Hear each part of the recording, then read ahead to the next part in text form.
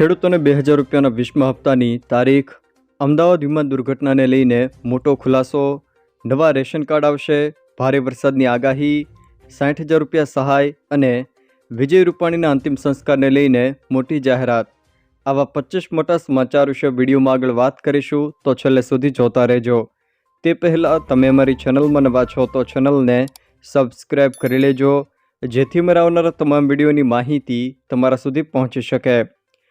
આજના સૌથી પહેલા સમાચાર વિશે વાત કરીએ તો અમદાવાદ વિમાન ક્રેશ થવાની દુઃખદ ઘટનાને લઈને મોટા સમાચાર સામે આવ્યા છે। ગઈકાલે સાંજે 6 વાગ્યા સુધીમાં 86 મૃતદેહના ડીએનએ મેચ થયા છે। તેમાંથી 24 મૃતદેહ પરિવારને સોંપવામાં આવ્યા છે। જોકે બાકીના પરિવારોને મૃતદેહ સોંપવા કોન્ટેક્ટ કરવામાં આવ્યો છે। હજુ પણ ડીએનએ મેચ કરવાની પ્રક્રિયા શરૂ છે। જોકે 33 મૃતકોના મૃત્યુ પ્રમાણપત્ર પણ આપવામાં આવ્યા છે। જોકે આ અમદાવાદ વિમાન ક્રેશની દુર્ઘટનામાં 270 કરતાં પણ વધુ વ્યક્તિઓના મૃત્યુ થયાના અહેવાલો મળ્યા હતા। પૂર્વ મુખ્યમંત્રી વિજયભાઈ રૂપાણીના નિધનને પગલે આજે રાજ્યવ્યાપી શોક। અમદાવાદ પ્લેન ક્રેશમાં ગુજરાતના પૂર્વ મુખ્યમંત્રી વિજયભાઈ રૂપાણીનું નિધન થયું હતું। હવે ગુજરાત સરકારે તેમના માનમાં આજે એક દિવસનો રાજ્યવ્યાપી શોક જાહેર કર્યો છે। જે મુજબ આજે રાજ્યભરની તમામ સરકારી ઇમારતો પર અડધી કાઠીએ રાષ્ટ્રધ્વજ ફરકાવવામાં આવશે। આ ઉપરાંત રાજ્યમાં કોઈ પણ સત્તાવાર મનોરંજનનો કાર્યક્રમો પણ નહીં યોજાય। 14 કલાકમાં રાજ્યના 69 તાલુકાઓમાં વરસાદ વરસ્યો। ગઈકાલે સવારે 6 વાગ્યાથી લઈને સાંજના 8 વાગ્યા સુધીમાં રાજ્યના 69 તાલુકાઓમાં વરસાદ વરસ્યો છે। જેમાં સૌથી વધુ ઉમરપાડામાં 3.39 ઇંચ, ડાંગ તેમજ આહવામાં 2.68 ઇંચ, ખંભાતમાં 2.56 ઇંચ, ઉમરગામમાં 2.56 ઇંચ અને પાલનપુરમાં 2.17 તેમજ સુબીરમાં 1.73 ઇંચ વરસાદ વરસ્યો છે। મોબાઈલ ધારકોને રાહત આપતો નિર્ણય લેવાયો। કેન્દ્ર સરકારના ટેલિકોમ્યુનિકેશન વિભાગે મોબાઈલ સેવાઓને પ્રીપેડમાંથી પોસ્ટપેડ કે તેનાથી વિપરીત દિશામાં પરિવર્તિત કરવા માટેના નિયમો સરળ બનાવ્યા છે। હવે ઓટીપી આધારિત પ્રક્રિયા હાથ ધરીને સેવામાં આવું પરિવર્તન સરળતાથી કરી શકાશે। 10 જૂન 2025ના રોજ ટેલિકોમ્યુનિકેશન વિભાગ દ્વારા જારી કરવામાં આવેલા નિર્દેશ અનુસાર આવી રીતે સેવામાં પરિવર્તન કરવા માટે અગાઉ 90 દિવસનો કુલિંગ ઓફ પીરિયડ હતો, જે હવે ઘટાડીને 30 દિવસનો કરવામાં આવ્યો છે। એટલે કે તમે 30 દિવસ બાદ પણ પ્રીપેડમાંથી પોસ્ટપેડ અથવા તો પોસ્ટપેડમાંથી પ્રીપેડમાં ફેરફાર કરી શકો છો। હવામાન વિભાગ દ્વારા આજે રાજ્યમાં ભારે વરસાદની આગાહીના પગલે ઓરેન્જ એલર્ટ જાહેર। હવામાન ખાતા દ્વારા આજે કચ્છ, સૌરાષ્ટ્ર, ઉત્તર ગુજરાત, મધ્ય ગુજરાત અને દક્ષિણ ગુજરાત આ તમામે તમામ જિલ્લાના મોટાભાગના સ્થળોએ ગાજવીજ સાથે હળવાથી મધ્યમ વરસાદની આગાહી કરવામાં આવી છે। જેમાં ખાસ કરીને સૌરાષ્ટ્ર અને દક્ષિણ ગુજરાતના વિસ્તારોમાં વરસાદનું વધુ જોર જોવા મળશે। જેમાં ખાસ કરીને અમરેલી, ભાવનગર, ભરૂચ, સુરત, તાપી, ડાંગ, નવસારી અને વલસાડ આ જિલ્લાના છૂટાછવાયા વિસ્તારોમાં ભારેથી ભારે વરસાદની આગાહીના પગલે ઓરેન્જ એલર્ટ આપવામાં આવ્યું છે। તો ગીર સોમનાથ, જૂનાગઢ, રાજકોટ, મોરબી, બોટાદ, સાબરકાંઠા, અરવલ્લી, આણંદ, વડોદરા, છોટાઉદેપુર અને નર્મદા આ જિલ્લાના કેટલાક છૂટાછવાયા વિસ્તારોમાં પણ ભારે વરસાદની શક્યતાને પગલે યલો એલર્ટ આપવામાં આવ્યું છે। આજે પૂર્વ મુખ્યમંત્રી વિજયભાઈ રૂપાણીના અંતિમ સંસ્કાર। 11 વાગ્યે તેમનો પરિવાર ગાંધીનગરથી અમદાવાદ સિવિલ હોસ્પિટલ જવા નીકળશે। જોકે 11:30 વાગ્યે પરિવારને પાર્થિવ દેહ સોંપવામાં આવશે। 12:30 વાગ્યે અમદાવાદ એરપોર્ટથી રાજકોટ જવા નીકળશે। 2 વાગ્યે રાજકોટ એરપોર્ટથી ગ્રીનલેન્ડ ચોકડી જશે। જોકે 2:30 વાગ્યે રાજકોટ ગ્રીનલેન્ડ ચોકડીથી નિવાસ સ્થાને જવા રવાના થશે। 4 થી 5 વાગ્યા સુધી નિવાસ સ્થાને પાર્થિવ દેહના અંતિમ દર્શન માટે પણ રાખવામાં આવશે। જોકે વિજયભાઈ રૂપાણીના પાર્થિવ દેહની અંતિમ યાત્રાનો રૂટ પણ જાહેર કરવામાં આવ્યો છે, કે જે પ્રકાશ સોસાયટી નિવાસ સ્થાનથી શરૂ થશે। ત્યાંથી નિર્મલા કોન્વેન્ટ રોડ, ત્યાંથી Kotecha Chowk, Kalavad road, Mahila college Chowk, Astron Chowk, ત્યારબાદ Sardarnagar main road, Yagnik road, Malviya Chowk, ત્યાંથી ત્રિકોણબાગ ચોક, કોર્પોરેશન ચોક, બાલાજી મંદિર ચોક, ત્યાંથી રાજશ્રી ટોકીસ રોડ, ત્યાંથી સ્વામિનારાયણ મંદિર ભૂપેન્દ્ર રોડ અને ત્યાંથી રામનાથ પરા શમશાન. આ રીતે વિજયભાઈ રૂપાણીના પાર્થિવ દેહની અંતિમ યાત્રાનો રૂટ પણ રહેશે. જોકે પૂર્વ મુખ્યમંત્રી વિજયભાઈ રૂપાણીના અંતિમ સંસ્કાર બાદ 3 સ્થળે પ્રાર્થના સભાનું આયોજન પણ કરવામાં આવ્યું છે, જેમાં 17 જૂને સાંજે 3 વાગ્યાથી લઈને 6 વાગ્યા સુધીમાં રાજકોટના રેસકોર્સ મેદાનમાં પ્રાર્થના સભાનું આયોજન કરાયું છે. 19 જૂને સવારે 9થી લઈને 12 વાગ્યા દરમિયાન ગાંધીનગરના સેક્ટર 17માં એક્ઝિબિશન સેન્ટરમાં હોલ નંબર 1માં પ્રાર્થના સભાનું આયોજન કરાયું છે.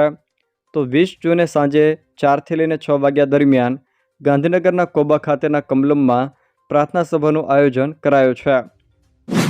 સ્ટેટ બેંક ઓફ ઇન્ડિયાના બેંક ખાતા ધારકો માટે મહત્વનો નિર્ણય.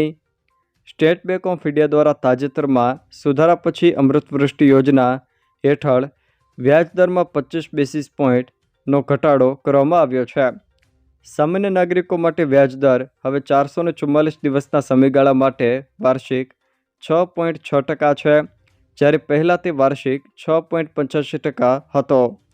નવો દર 15 જૂન 2025થી અમલમાં આવ્યો છે.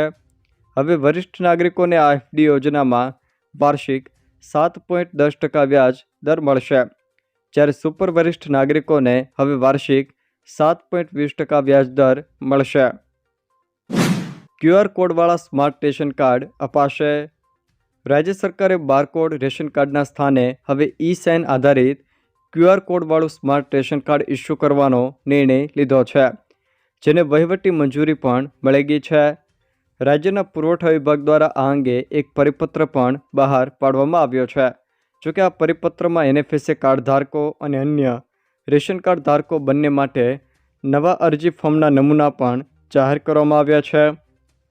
આ ઉપરાંત ઈ-સાઇનવાળું અને QR કોડ ધરાવતું સ્માર્ટ રેશન કાર્ડ કેવું હશે તેના નમૂના પણ આ પરિપત્રમાં સામેલ કરીને રાજકોટ જિલ્લા પુરવઠા અધિકારી તેમજ રાજકોટ કલેક્ટર સહિત રાજ્યભરના તમામ DSO એટલે કે જિલ્લા પુરવઠા અધિકારીઓ અને કલેક્ટરોને જાણ કરી દેવામાં આવ્યું છે.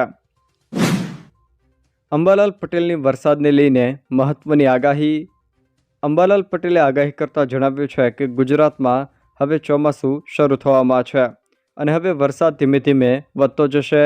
તેમણે ખાસ કરીને તારીખ 18થી લઈને 24 જૂન દરમિયાન ઉત્તર ગુજરાતના ઘણા ભાગોમાં ભારે વરસાદ થવાની સંભાવના પણ વ્યક્ત કરી છે. આ ઉપરાંત ગુજરાતના રાજસ્થાન સાથે જોડાયેલા વિસ્તારોમાં પણ ભારે વરસાદની શક્યતાઓ જોવાઈ રહી છે. અંબાલાલ પટેલના મતે બંગાળના ઉપસાગરમાં 2 લો પ્રેશર સિસ્ટમ બનવાની પણ શક્યતા છે. પ્રથમ લો પ્રેશર 18મી જૂને બનશે અને ત્યારબાદ બીજી સિસ્ટમ 22મી જૂને બનવાની પણ સંભાવના છે.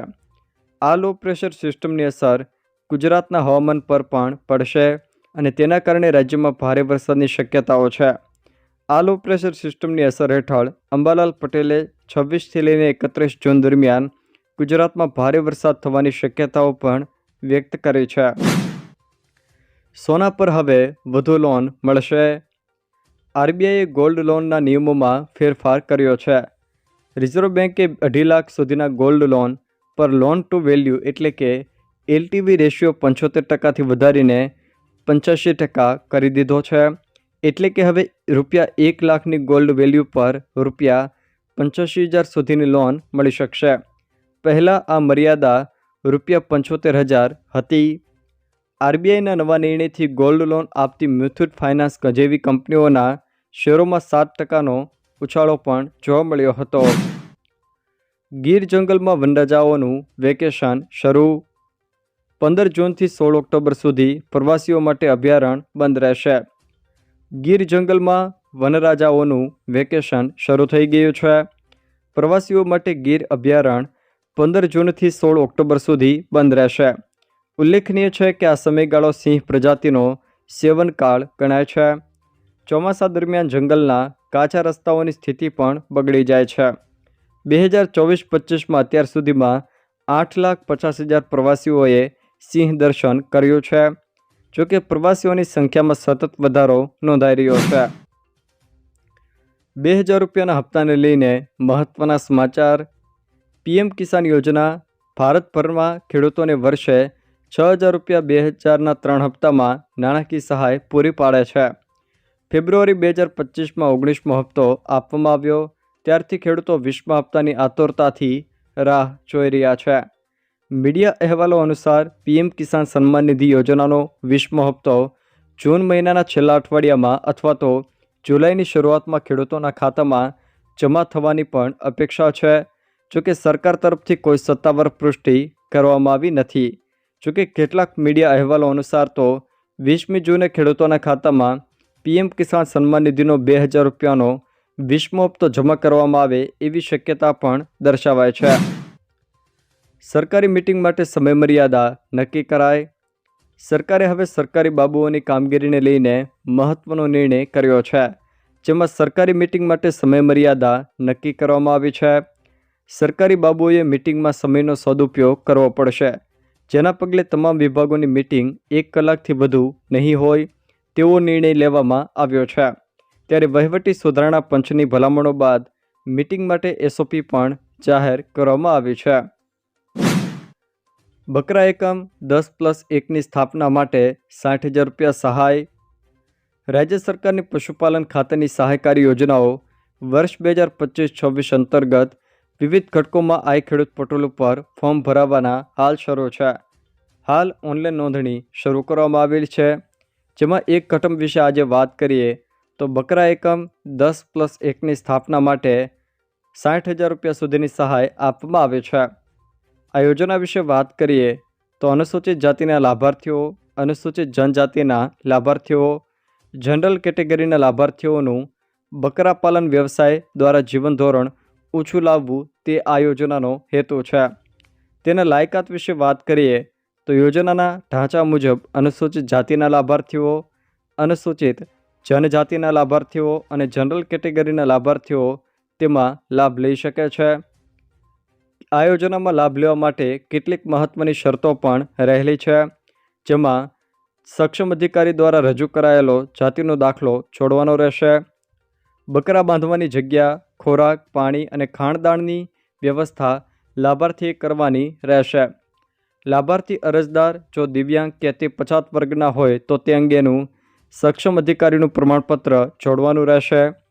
એક કુટુંબના એક જ સભ્ય આજીવન એક જ વખત આ લાભ મેળવી શકશે. જોકે એકમ કિંમતના 50% સહાય અથવા તો મહત્તમ રૂપિયા 60,000 સહાય આ યોજના અંતર્ગત આપવામાં આવે છે, જેના માટેની અમલીકરણ સંસ્થા નાયબ પશુપાલન નિયામક તેમજ જિલ્લા પંચાયત રહેશે. જોકે તેમાં સહાય મેળવવા માંગતા લોકો આઈ ખેડૂત પોર્ટલ ઉપર ઓનલાઈન અરજી કરી શકે છે.